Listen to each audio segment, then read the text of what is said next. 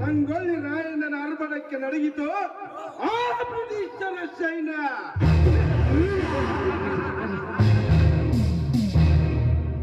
ವೀರ ಸಿಂಧೂರ ಲಕ್ಷ್ಮಣನ ಅರ್ಪಣಕ್ಕೆ ನಡಗಿತು ಪೊಲೀಸ್ ಪಾಟೀಲ್ ಭೀಮ ಸೈನ್ಯನ ಸೈನ್ಯ.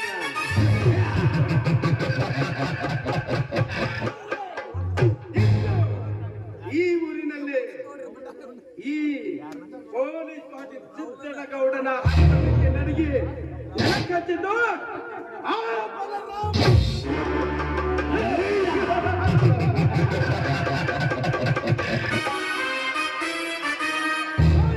ಸಮಯದಲ್ಲಿ ನನ್ನನ್ನು ಅರೆಸ್ಟ್ ಮಾಡಿದರು.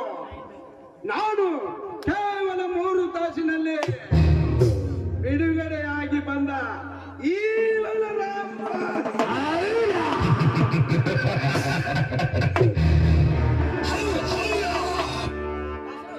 ರಾಮಲಿಂಗ, ಆ ನಿನ್ನ ತಮ್ಮನನ್ನು ಎಷ್ಟೇ ಎತ್ತರಕ್ಕೆ ಬೆಳೆಸಿದರು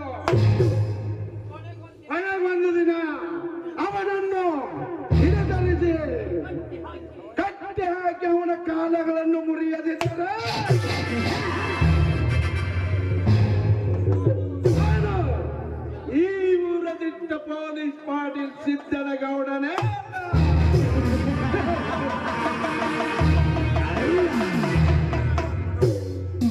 ಕರ್ಯ ಮಗನ ಕರ್ಯ,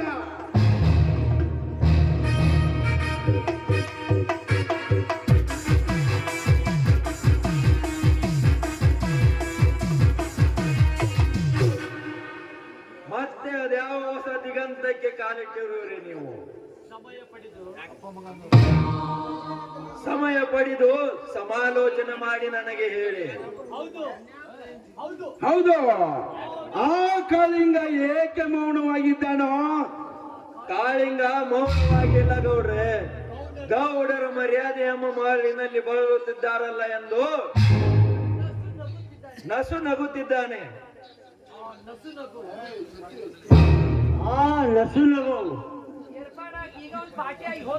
ಏರ್ಪಾಡಾಗಿ ಈಗ ಒಂದ್ ಪಾರ್ಟಿ ಆಗೋತಲ್ಲ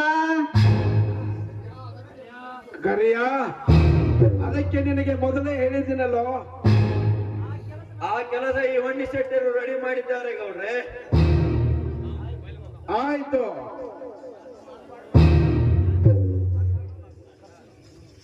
ಆಯ್ತು, ಬೇಗ ಬಾಟಲ್ ಟೇಬಲ್ ಮೇಲೆ ಇಟ್ಟು ಆ ಡ್ಯಾನ್ಸರ್ ಕರೆಸು. ಇನ್ನೊಂದ್ಸಲ ನೋಡೋಣ. ಚಾಲು ಮಾಡೋಣ ಬರ್ರಿ. Beautiful girl ready? 1 2 3 ಸ್ಟಾರ್ಟ್.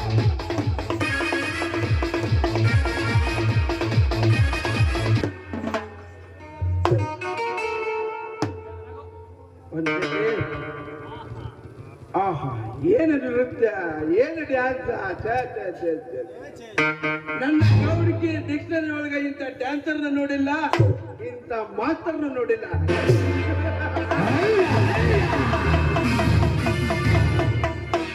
ಪಂಚಟಿ ಅವಳ ನೃತ್ಯಕ್ಕೆ ತಕ್ಕಂತೆ, ಅವಳಿಗೆ ಡ್ಯಾನ್ಸ್ಗೆ ತಕ್ಕಂತೆ, ಅವಳ ರೂಪಕ್ಕೆ ತಕ್ಕಂತೆ ಪೇಮೆಂಟ್ ಕೊಟ್ಟು ಕಳ್ಸೋ. ಏನ್ ಕಡಿಮೆ ಆಗಿಲ್ಲ.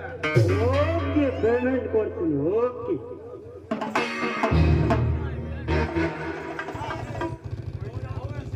ಹೌದು ಶೆಟ್ರೆ, ಹೌದು ಶೆಟ್ರೆ. ಆ ಕಾಳಿಂಗ ಅದೇಕೋ ಮೌನವಾಗಿದೆಯಲ್ಲೋ. ನನಗೆ ನಿನ್ನ ಮೌನದ ರೂಪ ತಿಳಿದಂತಾಗಿದೆ.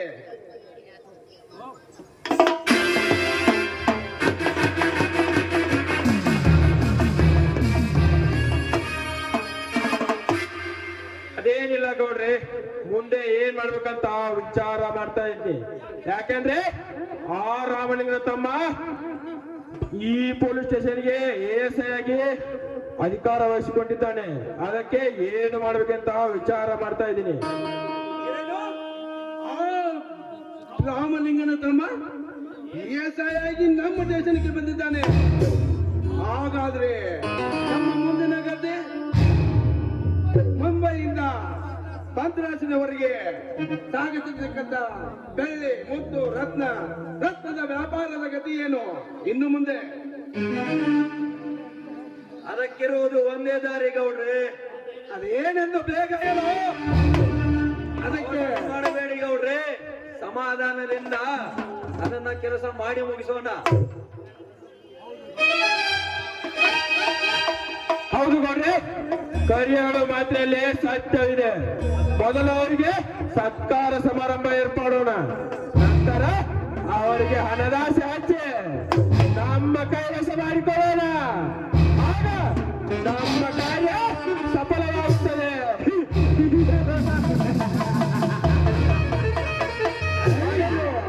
ಆ ಕೆಲಸ ಮಾಡುವ ನಂತರ ನಾವೆಲ್ಲರೂ ಕೂಡಿ ಅವನ ತಮ್ಮನ ಕತೆ ಮುಗಿಸೋಣ.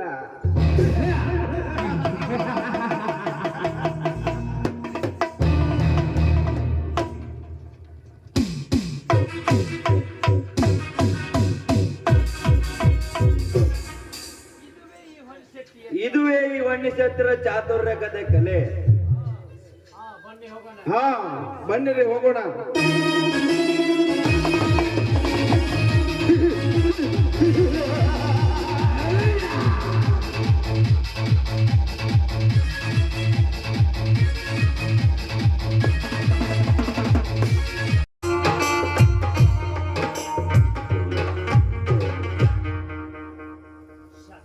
ಶಾಂತ, ಸವಿತಾ, ಮಾಮ, ರಾವ್ಲಿಂಗ್ ಮಾಮ, ಯಾರಿದ್ದೀರಾ? ಅಡ ಯಾವಾಗ ಬಂದ್ರಿ? ಹೀಗೆ ಬಂದೆ ಅಮ್ಮ, ತೆಗೆದು ಚೀಲವನ್ನು.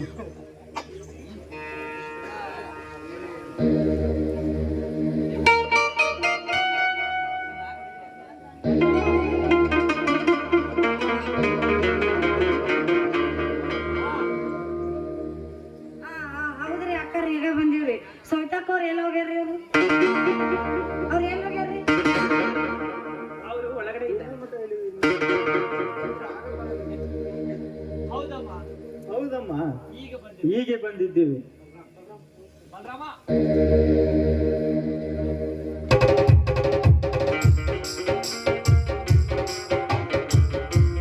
ಮಾಮ, ಏನಿದು ಈ ಬುಟ್ಟಿ ರೊಟ್ಟಿ ಸೀರೆಯ ಸಂಭ್ರಮ? ಆಕಿ ಬಸರದಳಪ್ಪ, ಮತ್ ಬುತ್ತಿ ತರಬೇಕಲ್ಲ, ನಾರಿ ಬುತ್ತಿ. ಅದಕ್ಕ ತಗೊಂಬಂದಿ. ಎಲ್ಲೈತಿ ಅದು ಬುತ್ತಿ? ಒಳಗಿಟ್ಟಿ.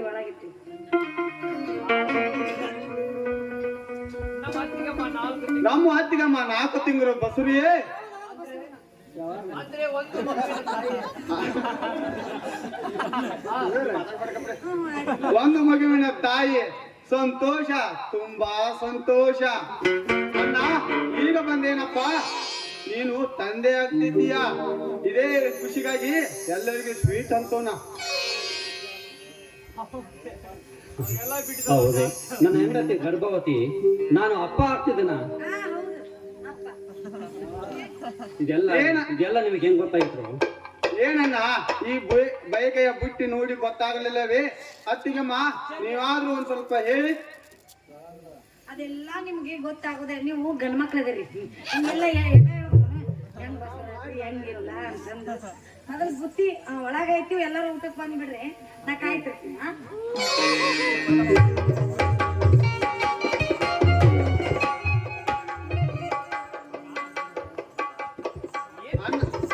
ಅಣ್ಣ, ಏನಣ್ಣ, ನಾವು ಖುಷಿ ಪಟ್ಟು ನಗುತ್ತಿದ್ದರೆ ನೀವು ಹೇಗೆ ಹೀಗೆ ಮೌನವಾಗಿದ್ದೀರಾ? ಏನು ಮಾಮ, ಇವರು ನೋಡಿ ಯಾವಾಗಲೂ ಕತೆ ಹೀಗೆ ಇರುತ್ತೆ. ಏನಂತ ನೋಡೋಣ. ಚಚ್ಚಲ ಬಸಿರು ಒಬ್ಬರಿಗೊಬ್ಬರು ನಗುತ್ತಿದ್ದಾರೆ, ಇರಲಿ ಬಿಡು. ಹಿರಿಯವರಾದವರು ನಾಚಿಕೊಳ್ಳಬಾರದು. Hello Pradeep, congratulation. ನಿನಗೊಂದು ಸಿಹಿ ಸುದ್ದಿ ಇದೆ. ಅದೇನಂದ್ರೆ ನಮ್ಮ ಅತ್ತಿಗಮ್ಮ 4 ತಿಂಗಳು ಬಸುರಿ. ಹಿರಿಯಣ್ಣ ತಂದೆ ಆಗುತ್ತಿದ್ದಾನೆ. ನಾವು ಆ ಮಗುವಿಗೆ ಚಿಕ್ಕಪ್ಪ ಆಗುತ್ತಿದ್ದೇವೆ. ಬಾ, ಬೇಗನೆ ಬಾ, ಮಾಮನೂ ಬಂದಿದ್ದಾನೆ. ಶ್ರೀಮಂತ ಕಾರಣಕ್ಕೆ ಕಲ್ಯಾಣ ಮಂಟಪ ಬುಕ್ಕಿಂಗ್ ಮಾಡಿ ಬರಬೇಕು. ಧಾಮ್ ಧೂಮ್ ಅಂತ ಮಾಡಿ ಮುಗಿಸೋಣ. ಏನೋ ತಮ್ಮ ಇದು? ಸುದ್ದಿ ಮೇಲೆ ಸುದ್ದಿ ತಿಳಿಸಿಬಿಟ್ಟೆ ಅಲ್ಲ. ನಿಮ್ಮ ಅತ್ತಿಗೆ ಬಸವರಿ ಅಂದ್ರೆ ನಿಮ್ಗೆ ಎಷ್ಟು ಸಂತೋಷ ಆಗತೈತ್ರು. ಏನನ್ನ ನೀನು ಸಂತೋಷವಾಗದೆ ದುಃಖವಾಗುತ್ತಾ? ಇದು ಈ ಅತ್ತಿಗೆ ಕೈ ತುತ್ತು ತಿಂದು ಬೆಳೆದ್ರು ಅದೇಯ ಕೆಟ್ಟವನ್ನಂತ ಮರೆಸುವಂತ ಗಾದೆ ಮಾತಿದೆ. ಅದೆಲ್ಲ ಇರ್ಲಿ, ಈಗ ಹೋಗಿ ಕಲ್ಯಾಣ ಮಂಟಪ ಬುಕ್ಕಿಂಗ್ ಮಾಡಿ ಬರೋಣ. ಯಾಕಂದ್ರ ಇನ್ 4 ತಿಂಗಳ ಐತಿ. ಅದೇನ್ ಕುಣ್ಕೋತ ಆಗ ಬರ್ತೈತೆ. ಅವಾಗ ತಾರೀಖ್ ಸಿಗಂಗಿಲ್ಲ. ಇಷ್ಟೊಂದು ಅವಸರದ ಆತುರವೇ? ಹೌದಪ್ಪ ಹೌದು. ಇನ್ನು ಕಾರ್ಡ್ ಪ್ರಿಂಟ್ ಮಾಡ್ಬೇಕು, ಸಂತಿ ಮಾಡ್ಬೇಕು. ಈ ನಮ್ ಗುಟ್ಗುದ್ದಿ ಊರ್ ಜನರಿಗೆಲ್ಲ ಹೇಳ್ಬೇಕು, ಮಕ್ಕಳಿಗೆಲ್ಲ ಹೇಳ್ಬೇಕು. ಎಲ್ಲ ಕೆಲ್ಸ ಒಮ್ಮೆ ಆಗ್ತಾವನಂತೆ ಈಗಿಂದ ಸ್ಟಾರ್ಟ್ ಮಾಡಿಬಿಡೋಣ. ಹಾಗಾದ್ರೆ ನಿಮ್ಮತ್ತಿಗೆ ಶ್ರೀಮಂತ ಕಾರಣಕ್ಕೆ ನಮ್ಮ ಮನೆ ಮಂದಿಗಳಿಗೆ ಹೇಳಿ ಕಳಿಸ್ತೇನಪ್ಪ. ಹಾ ಪ್ರವೀಣ, ಇದು ಮಾತಾಡೋದು ಹೌದೇನಪ್ಪ? ಇರಲಿ ಬಿಡು ಮಾಮ, ಅವರ ಪ್ರೇಮದ ಮಾತಕ್ಕೆ ಅತ್ತಿಗೆ ಹಾಗೆ ಮಾತಾಡುತ್ತದೆ. ಶಾಂತಳ ಬಹಳ ದಿವಸಕ್ಕೆ ಬಸರಾಗಿದ್ದಾಳಲ್ಲ, ಅದು ನಮಗೆ ತುಂಬಾ ಖುಷಿ ಇದೆ. ಅತ್ತಿಗೆಮ್ಮ ಚಿನ್ನನ್ ಕರ್ಕೊಂಡು ಒಳಗೆ ಹೋಗು, ಊಟ ಮಾಡಿ ಹೋಗು. ನಾನು ಪ್ರವೀಣ ಮಾಮ ಹೋಗಿ ಕಲ್ಯಾಣ ಮಂಟಪ ಬುಕ್ ಮಾಡಿ ಬರ್ತೀವಿ.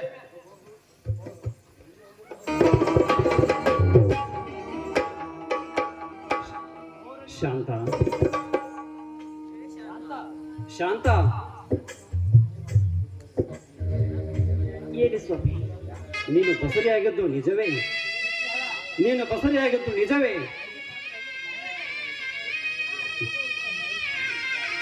ನೋಡಿ, ಈ ಪತಿಯ ಮಾತನ್ನು ಒಮ್ಮೆಯೂ ಮೀರದೆ ಪತಿರೊತ್ತಿರ ಸಾಲಿನ ಹೆಸರಾಗಿ ಉಳಿದ ನೀನು ಹೀಗೆ ಮೌನವಾಗಿ ನನ್ನೆದರು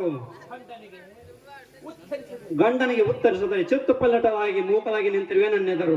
ಇದು ಗರ್ಭವತಿ ಹೇಳು ವರ್ಷ ಅಂತ ಹೇಳು. ನೋಡಿ, ಸಂದಿಗ್ಧೆಯ ಪರಿಸ್ಥಿತಿಯಲ್ಲಿ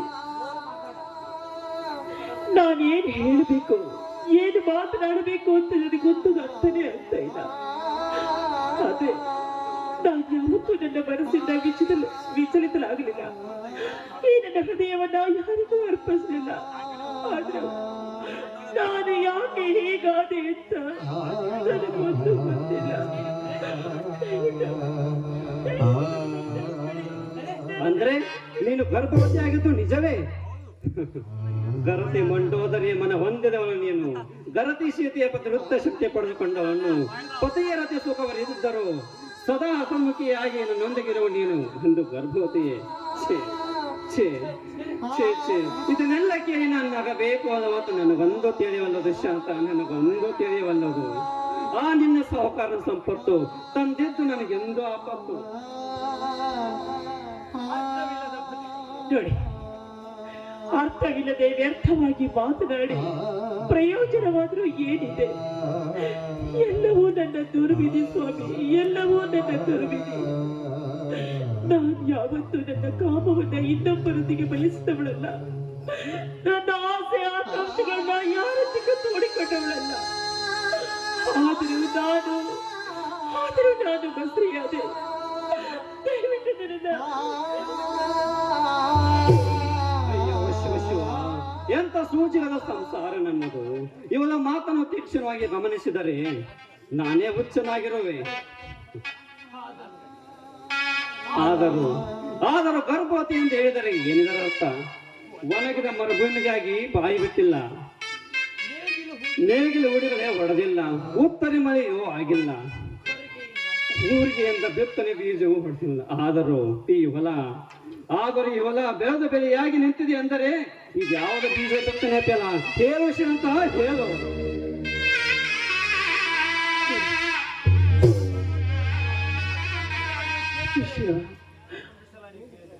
ಇನ್ನೊಂದು ಸಲ ಆ ವಿಷಯವನ್ನೇ ಕೇಳಿದ್ರೆ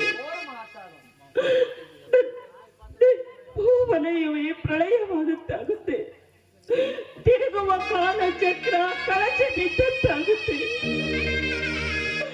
ಈ ವಿಷಯವನ್ನ ನಾವು ನಿಮ್ಮೊಂದಿಗೆ ಹೇಳಿದ್ರೆ ಈ ಭೂಕಂಪನವಾದಂತಾಗುತ್ತೆ. ನಿಮ್ಮ ಹೃದಯ ಒಡೆದು ಚೂರಾಗುತ್ತೆ. ಅದು ಏನು, ಅದು ಯಾಕೆ ಅಂತ ಆ ವಿಷಯವನ್ನ ನಾನು ನಿಮ್ಮೆದುರಿನಲ್ಲಿ ಹೇಳಿ ಹೇಳ್ತೀನಿ. ಆದ್ರೆ ದಯವಿಟ್ಟು ಇದು ಒಂದು ದಿನ ನನ್ನ ಕಾಲಾವಕಾಶ ಮಾಡಿಕೊಡಿ. ಕಾಲಾವಕಾಶ ಕೇಳಿ ಮಾಡಿದೆ ಕಾರ್ಯ ಮುಚ್ಚಿಕೊಳ್ಳಲಿಕ್ಕೆ ಇದು ಒಂದೇ ತಂತ್ರಗಾರಿಕೆ ಸರಿ. ಶಾಂತ, ಇದನ್ನೆಲ್ಲ ನೀವು ಸುತ್ತಿ ವಹಿಸಿ ಹೇಳಬೇಕಾಗುತ್ತಾ? ನಾನು ಅವತ್ತೇ ನಿನಗೆ ಹೇಳಿದೆ, ವಯಸ್ಸಾದ ಹೆಣ್ಣಿನ ನಿನಗೆ ಕಾಮನ ಸೀಮೆಯನ್ನು ನಿಲ್ಲಿಸಲು ನಿನ್ನಿಂದ ಆಗಲು ಸುಖ ಕೊಡ ಈ ಗಂಡನ ಬಿಟ್ಟು ಬೇರೊಬ್ಬ ಗಂಡನ ಮದುವೆಯಾಗಿ ಸುಖವಾದ ಸಂಸಾರ ನಡೆಸುವಂತ ಬೆಳೆದುಕೊಂಡೆ. ಆದರೂ ನೀನೆಷ್ಟು ಹೇಳಿದ್ರು ನನ್ನನ್ನು ಮಾತುತ್ತಿಲ್ಲ. ಆದರೆ ಇವತ್ತು ಈ ಹೇಸಿಗೆ ಕಾರ್ಯವನ್ನು ಮಾಡಿ ಈ ಒಳ್ಳೆಯ ಕಾಲದ ರಾಮಲಿಂಗನ ಮನೆತನವನ್ನು ಮಾನ ಮರ್ಯಾದೆಯನ್ನು ಹಾಳು ಮಾಡಿಬಿಟ್ಟಿಲ್ಲ. ನಾನಿವಾಗ ಹೇಗೆ ಮುಖ ಎತ್ತು ತೋರಿಸಲಿ ಈ ಊರಿನಲ್ಲಿ? ಕ್ಷಮಿಸಿಬಿಡಿರಿ. ನಿಮ್ಮ ಘನತೆ, ಗೌರವ, ನಿಮ್ಮ ಮರ್ಯಾದೆಯನ್ನು ತೆಗಿಬೇಕು ಅಂತ ನಾನು ಯಾವತ್ತೂ ಪ್ರಯತ್ನ ಮಾಡಿಲ್ಲ. ನಾನು ಯಾವತ್ತೂ ಪ್ರಯತ್ನ ಮಾಡಿಲ್ಲ. ಆದ್ರೆ ವಿಷ ತುಂಬಿದ ಬತ್ತಳಿಕೆಯಲ್ಲಿ ಸೇಡು ತುಂಬಿದ ಬಿಲ್ಲಿನಿಂದ ನನ್ನ ಶೀಲ ಚೂರು ಚೂರಾಗಿ ಹೋಯ್ತು ಸ್ವಾಮಿ.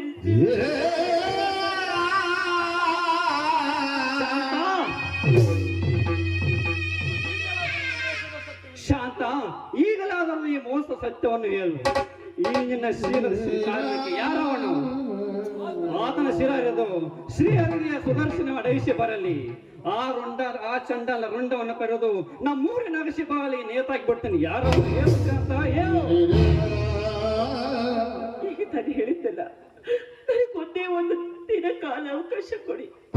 ನಾನೆಲ್ಲವನ್ನು ನಿಮ್ಮ ಎದುರಲ್ಲಿ ಹೇಳ್ತೀನಿ. ಆದ್ರೆ ದಯವಿಟ್ಟು ನನ್ನನ್ನು ಕ್ಷಮಿಸಿ. ನಿನಗೆ ಕಾಲಾವಕಾಶದ ಚಿಂತೆ ಆದ್ರೆ ನನಗೆ ಮರ್ಯಾದೆ ಚಿಂತೆ ಕಾಡುತ್ತಿದೆ. ಅತ್ತ ನನ್ನ ತಮ್ಮಂದಿರು ನಮ್ಮನ್ನ ತಂದೆ ಆಗುತ್ತಿದ್ದಂತ ಖುಷಿ ಪಡ್ತಿದ್ದಾರೆ. ಅಯ್ಯೋ ದೇವರೇ, ಈಗ ನಾನೇನು ಮಾಡಲಿ? ಪರಪುರುಷನೊಂದಿಗೆ ಗರ್ಭವತಿಯಾಗಿ ನೀನೊಂದು ಎಲ್ಲಿ ಹೋಯಿತು ಈ ಗಣಪತಿಯ ಮಾನ ಮರ್ಯಾದೆ? ಈ ರೀತಿಯಾಗಿ ಮಾತನಾಡಿ ಗಾಯದ ಮೇಲೆ ಮತ್ತೊಂದು ಮರೆಯನ್ನು ಎಳೆಯೋದಕ್ಕೆ ಪ್ರಯತ್ನ ಪಡಬೇಡಿ. ದಯವಿಟ್ಟು ನನ್ನ ಕ್ಷಮಿಸ್ಬಿಡಿ. ದಯವಿಟ್ಟು ನನ್ನ ಕ್ಷಮಿಸ್ಬಿಡಿ. ಅದು ನಿನ್ನ ತಪ್ಪಲ್ಲ ಶಾಂತ, ಅದು ನಿನ್ನ ತಪ್ಪಲ್ಲ, ಅದು ನನ್ನ ತಪ್ಪು ಶಾಂತ, ನನ್ನ ತಪ್ಪು. ತಿಂಡಿ ಬಿಟ್ಟಾಗ ಮೈ ತಿಕ್ಕದೆ ಹೋದರೆ ಸಿಕ್ಕ ಬಂಡೆಗೆಲ್ಲ ತನ್ನ ತಿಂಡಿ ತಿಕ್ಕಿ ತೀರಿಸಿಕೊಳ್ಳುತ್ತಾನೆ. ಆ ಕಥೆ ಅಂತ ಇತ್ತು ಶಾಂತ, ಆ ಕಥೆ ಅಂತ ಇದು.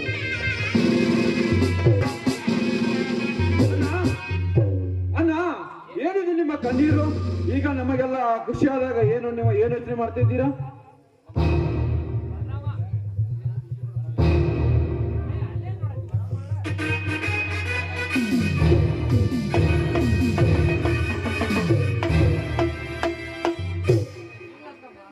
ಇಲ್ಲ ತಮ್ಮ, ಮುಂಜಾನಿಂದ ಹೀಗೆ ಮಾಡುತ್ತಿದ್ದಾರೆ.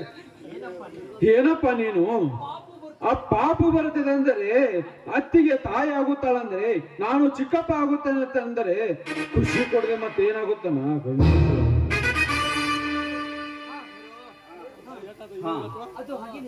ಹಾಗೇನಿಲ್ಲ ತಮ್ಮ, ಬೇಕಿದ್ರೆ ನಿಮ್ಮ ಮತ್ತೇನು ಕೇಳ.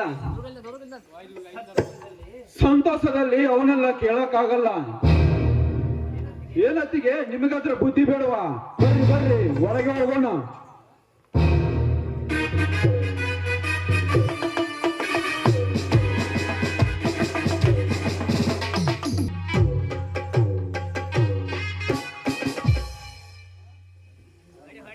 ಧರ್ಮ ಜಾಗೃತಿಗೆ ಕಾವಿಬೇಕು.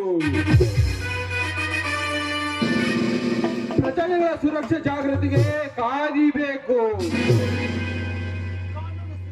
ಕಾನೂನು ಸುವ್ಯವಸ್ಥೆಗೆ ಜಾಗೃತಿಗೆ ಈ ಕಾಕಿನೇ ಬೇಕು. ಇದರಲ್ಲಿ ಖಾದಿ ಎಂಬುದು ಮೂಲ ಸೌಕರ್ಯ ಸೃಷ್ಟಿಸಿ ಹೋದರೆ ಹಾಹಾಕಾರ ನಡೆಯುತ್ತದೆ.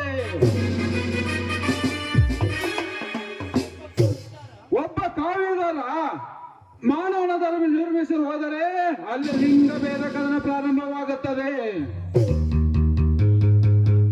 ಈ ಕಾಕಿ ಕರ್ತವ್ಯ ಬಿಟ್ಟ ತೊಂದರೆ ಆದರೆ ಅಲ್ಲಿ ಕೊಲೆ ದೊರಡೆ ಸುಲಿಗೆ ನಡೆಯುತ್ತಾನೆ ಇರುತ್ತದೆ. ಇವುಗಳನ್ನು ಮಟ್ಟ ಹಾಕಿ ದಿಟ್ಟ ಸಮಾಜ ನಿರ್ಮಾಣ ಮಾಡುವುದೇ ನನ್ನ ಗುರಿ. ಬಿಸಿ ಬಿಸಿ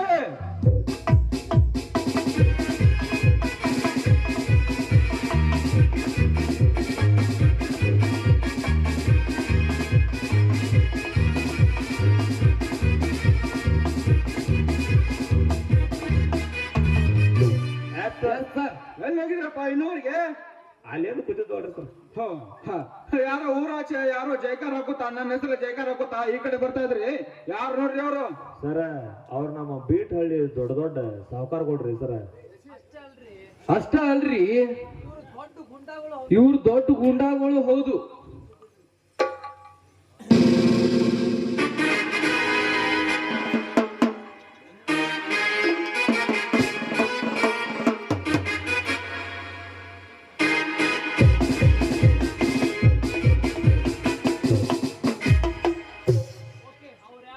ಓಕೆ, ಅವ್ರು ಯಾರತ್ತ ನೋಡೋಣ, ಹೋಗೋಣ ಬನ್ರಿ ಸ್ಟೇಷನ್ ಕಡೆ. ಓಕೆ ಸರ್, ಕಳ್ಕೊಂಡಿದ್ದು ಡ್ಯೂಟಿ ರೀ, ಮತ್ತೆ ಹೊಳ್ಳಿ ಕೊಡ್ಸೇರಿ sir. Thank you sir. Welcome.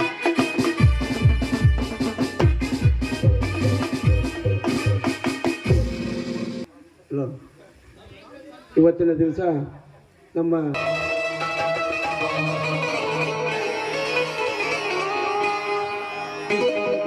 ಪರಿಮಳ ವಾಸುತ್ತಿವೆ